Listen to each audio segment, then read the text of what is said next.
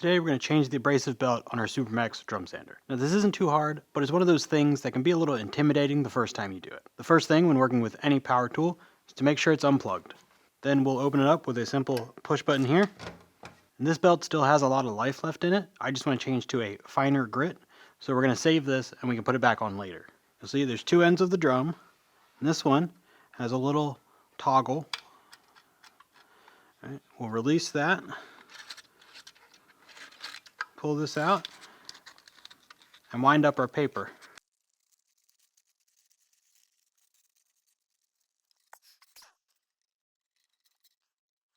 Every now and then I like to give this drum a little wipe down with denatured alcohol before I put the new belt on.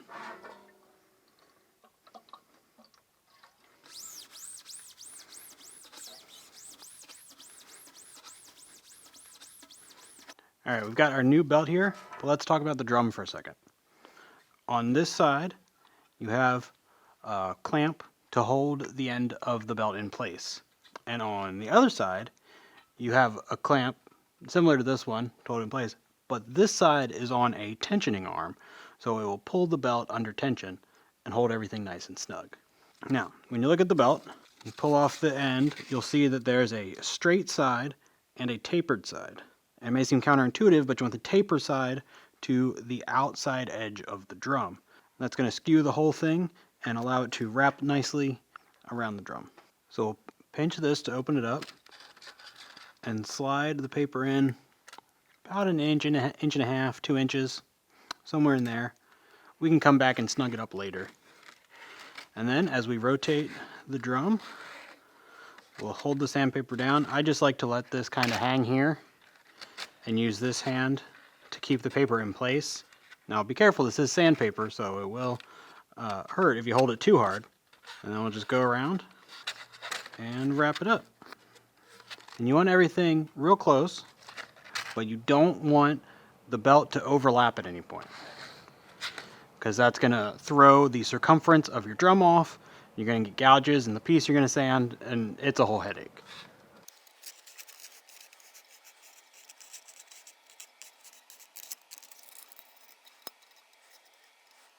Now this side is the tricky part. You kind of have to hold the belt still so it doesn't slip, and pull the clamp, and slide the end of the belt down in. It's okay if it gets a little loose, we can come back and snug it up, but you don't want it to go completely out of whack. And you can see mine did get a little loose, that's okay. Come back over to the start and just kind of redo it. And this will make sure everything is nice and snug up against the area that came before it, but again, no overlaps.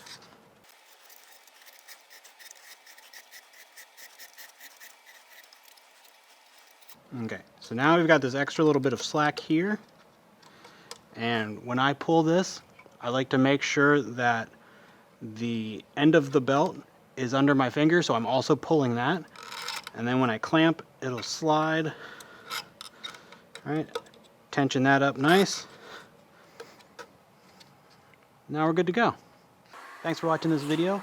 If you like it, you might want to check out the one where we have Alex Snodgrass set up a whole bandsaw. It's super in-depth and really good. Go check it out.